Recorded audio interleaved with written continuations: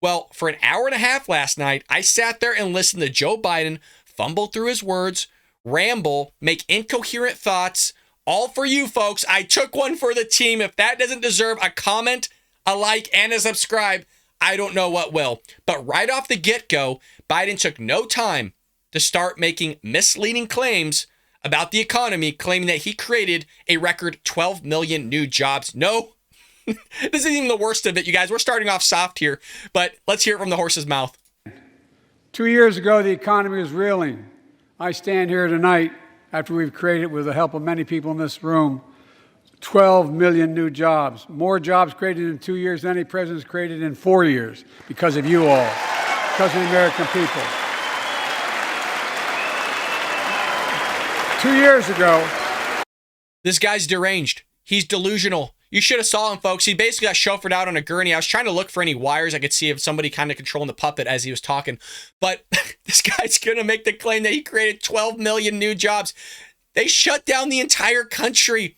They didn't let people go to work. Hell, you couldn't even go outside of your house. So when people go back to work, he's going to count that as he created a new job of you going back to work. Oh, well, it's the most any president's ever done. Look at me. It's like, Joe, you sat there. It would have happened anyways. You didn't have to do anything. All you had to do was ride on Trump's coattails and not do anything, and you ruined everything.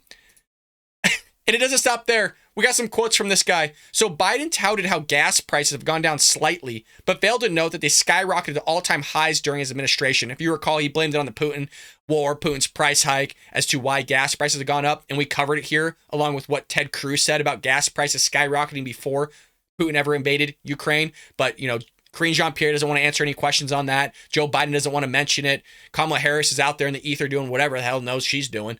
But Biden also claimed that inflation is coming down, but failed to note that inflation levels remained high throughout his administration and peaked at a 40-year high.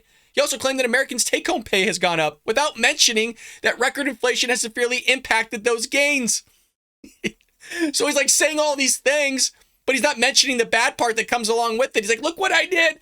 Oh, yeah, that came along with it too. That's also impacting it, but let's just skip over that because nobody's going to notice.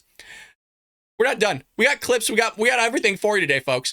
Biden claimed the skyrocketing inflation rates that exploded under his watch on the pandemic that disrupted supply chains and Putin's war that disrupted energy and food supplies. Biden failed to note the inflation rates took off under his administration, not the previous administration, and how his $1.9 trillion American Rescue Plan turbocharged inflation. I mean, the amount of caca that was coming out of this guy's mouth was crazy last night. Mind-blowing. And like I said, I subjected myself to it. I had to sit there and torture myself for an hour and a half listening to this bogus stuff. It was terrible. It was terrible. I hope you enjoyed that clip from the Bald Brad Show. If you did, make sure to hit that subscribe button so you can stay up to date on all our future content.